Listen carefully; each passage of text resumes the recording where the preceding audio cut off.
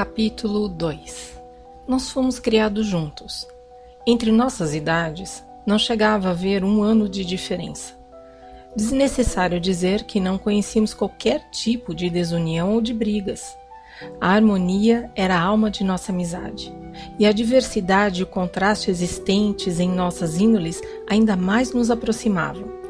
Elizabeth era de temperamento mais calmo e mais concentrado. Eu, porém, com todo o meu ardor, era capaz de aplicar-me mais intensamente e era mais profundamente afligido pela sede de saber. Ela se preocupava em seguir as criações quiméricas dos poetas, e nas majestosas e maravilhosas paisagens que cercavam nosso lar suíço, as sublimes formas das montanhas, as mudanças das estações, as tempestades e a bonança, o silêncio do inverno, a vida e a turbulência de nossos verões alpinos. Ela encontrava um amplo campo de admiração e prazer. Enquanto minha companheira contemplava com espírito sério e satisfeito as magnificentes aparências das coisas, eu me deliciava com investigar as suas causas. O mundo, para mim, era um segredo que eu desejava descobrir. A curiosidade, uma ardente pesquisa para descobrir as leis ocultas da natureza, um contentamento que tocava o êxtase à medida que elas se iam revelando a mim, acham-se entre as primeiras sensações de que tenho lembrança. Quando nasceu o segundo filho, 7 anos mais moço do que eu, meus pais abandonaram completamente sua vida errante e fixaram-se em sua terra natal. Nós possuíamos uma casa em Genebra e uma casa de campo em Belrive, na praia oriental do lago, a pouco mais de 1 légua de distância da cidade. Residíamos principalmente nesta última, e a vida de meus pais transcorria em considerável isolamento. Por meu temperamento, eu evitava as multidões e me ligava com fervor a umas poucas pessoas. Era, portanto, em geral, indiferente aos meus colegas. Unia-me, porém, pelos laços da mais estreita amizade a um deles. Henry Clerval era filho de um comerciante de Genebra. Era um rapaz de singular talento e muita imaginação. Era empreendedor, gostava de tarefas difíceis e até mesmo do perigo. Era muito lido em histórias românticas e de cavalaria. Compunha canções heróicas e iniciou muitos contos de bruxarias e de aventuras de cavalaria. Procurava fazer-nos representar peças em que os personagens eram extraídos dos heróis de Roncesvalles, da távola redonda do rei Arthur e do grupo de cavaleiros que derramaram seu sangue para salvar o santo sepulcro das mãos dos infiéis. Nenhum ser humano poderia ter passado uma infância mais feliz do que eu. Meus pais estavam possuídos do verdadeiro espírito da bondade e da indulgência. Sentíamos que eles não eram os tiranos que dirigiam nossa vida a seu bel capricho, mas os agentes e criadores de todos os muitos prazeres que desfrutávamos. Quando eu entrava em contato com as outras famílias, podia perceber muito bem quão singularmente feliz era a minha, e a gratidão que eu experimentava reforçava o meu amor filial. Meu temperamento era às vezes violento, e violentas as minhas paixões, mas por alguma lei que controlava o meu eu, elas não se orientavam no sentido de objetivos infantis, e sim no de um impaciente desejo de aprender determinadas coisas, mas não de aprender tudo indiscriminadamente. Confesso que nem as línguas, nem os códigos dos governos, nem a política dos vários estados exerciam qualquer atração sobre mim. O que eu desejava aprender eram os segredos do céu e da terra.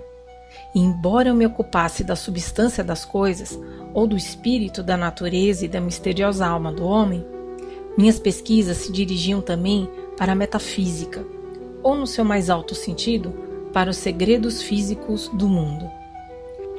Enquanto isso, por assim dizer, Clerval se preocupava com as relações morais das coisas. O agitado palco da vida, as virtudes dos heróis e as ações dos homens eram o seu tema, e seus sonhos e suas esperanças. Tornar-se um daqueles cujos nomes estão registrados na história como os heróicos e venturosos benfeitores de nossa espécie. Em nosso lar pacífico, a santa alma de Elizabeth brilhava como uma lâmpada votiva de um relicário. Sua simpatia era nossa, seu sorriso, sua voz macia, a doçura de seus olhos celestiais estavam sempre ali, abençoando-nos e animando-os. Ela era o espírito vivo do amor que suaviza e atrai. Eu podia ter me tornado taciturno devido aos meus estudos, rude pelo ardor da minha natureza, mas ali estava ela, para transmitir-me um pouco de sua própria meiguice. E Clerval? Poderia algum mal abrigar-se em seu nobre espírito? No entanto, ele poderia não ter sido tão perfeitamente humano, tão ponderado em sua generosidade, tão cheio de bondade e ternura no meio de sua paixão pelas aventuras, não lhe tivesse ela revelado o encanto de prestar benefícios e fazer o bem como objetivo final de sua ambição devoradora. Encontro um delicado prazer em relembrar os fatos de minha infância, antes que a desgraça houvesse contaminado minha mente e transformado suas brilhantes visões de extensa utilidade em reflexões sombrias e limitadas ao seu próprio eu. Além disso, ao descrever o retrato dos meus primeiros dias, recordo também os acontecimentos que conduziram insensivelmente à minha posterior história de desgraça. Pois quando me dou conta daquela paixão que depois regiu meu destino, sinto-a nascer como um rio de montanha, de uma fonte insignificante e quase esquecida, avolumando-se à medida que prosseguia seu curso, para se transformar na torrente que varreu toda a minha esperança e alegria. As ciências naturais foram um gênio que regulou meu destino. Desejo, portanto, nessa narrativa, mencionar os fatos que despertaram minha predileção por aquelas ciências. Quando eu tinha 13 anos de idade, fomos todos numa excursão alegre aos banhos perto de Tonham.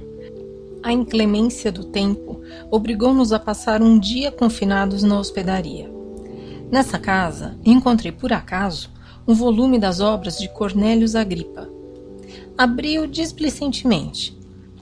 A teoria que ele tenta demonstrar e os maravilhosos fatos que ele relata logo transformaram esse sentimento em entusiasmo. Parecia que uma nova luz surgia em meu cérebro e, vibrando de alegria, comuniquei minha descoberta a meu pai. Meu pai olhou descuidadamente para a capa do meu livro e disse: "Ah, Cornélius Agripa, meu caro Victor, não perca seu tempo com isso, é uma bobagem."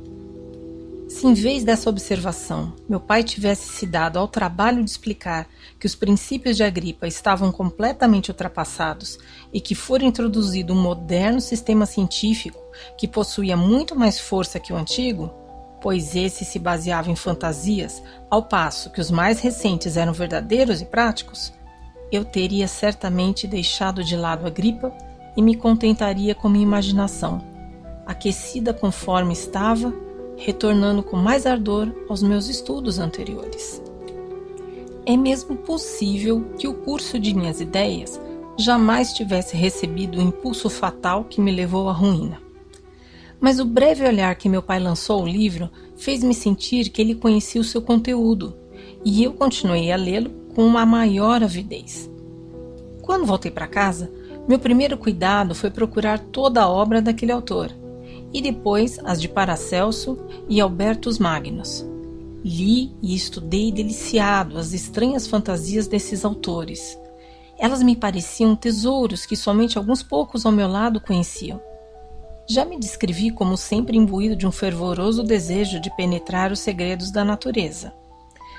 A despeito do intenso trabalho e das descobertas maravilhosas dos sábios modernos, eu sempre saía de meus estudos descontente e insatisfeito. Disse que Isaac Newton se sentiu como uma criança catando conchas junto ao grande e inexplorado oceano da verdade. Seus sucessores em cada ramo da filosofia natural, com os quais travei conhecimento, pareceram à minha concepção de garoto como principiantes devotados ao mesmo objetivo. O camponês ignorante contemplava os elementos à sua volta e conhecia seus usos práticos. O sábio mais culto conhecia pouco mais. Ele desvendara parcialmente a face da natureza. Porém, suas implicações imortais lhe deram ainda uma maravilha e um mistério. Ele podia dissecar, analisar e dar nomes, mas não podia falar de uma causa final, desconhecendo totalmente as causas secundárias e terciárias. Eu havia lançado um olhar sobre as fortificações e obstáculos que pareciam impedir os seres humanos de entrar na cidadela da natureza, e temerária e ignorantemente eu me havia preocupado. Mas aí estavam os livros e os homens que haviam penetrado mais fundo e sabiam mais. Eu acreditei em tudo o que diziam e tornei-me seu discípulo.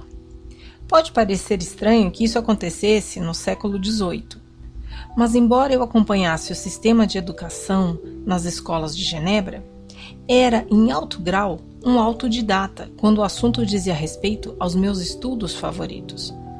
Meu pai não era um cientista, e eu fui deixado entregue à luta com a cegueira da infância, acrescida da sede de saber de um estudante. Sob a orientação de meus novos mestres, entreguei-me com a maior aplicação à busca da pedra filosofal e do elixir da vida. Esse último logo monopolizou totalmente minha atenção. A saúde era um assunto vulgar, mas que glória não envolveria a descoberta se eu pudesse banir para sempre a doença do ser humano e tornasse o homem imune a tudo que não fosse a morte violenta. Nem eram essas as minhas únicas visões. A evocação de fantasmas ou demônios era uma promessa liberalmente feita pelos meus autores favoritos, coisa que eu, com a maior impaciência, desejava realizar. E se minhas encantações jamais tinham êxito, eu atribuí o meu fracasso mais à minha inexperiência e erros do que à falta de habilidade ou fidelidade nos meus instrutores. Assim, durante algum tempo, ocupei-me com um sistema obsoleto, misturando como incompetente milhares de teorias contraditórias e errando desesperadamente num verdadeiro atoleiro de multifário conhecimento, guiado por uma ardente imaginação e um raciocínio infantil, até que, de novo, um acidente alterou o curso de minhas ideias. Eu estava mais ou menos com 15 anos e havia passado para a nossa casa perto de Belrive, quando assistimos à mais terrível e violenta das tempestades. Ela veio de trás das montanhas do Jura, e por todos os cantos do céu o trovão reboava com espantosa intensidade. Durante todo o tempo que durou a tempestade, eu fiquei observando seu progresso com curiosidade e deleite.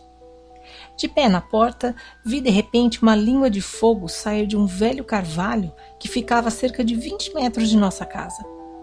Tão logo a luz ofuscante sumiu, o velho carvalho tinha desaparecido, nada mais restando dele senão um cepo crestado.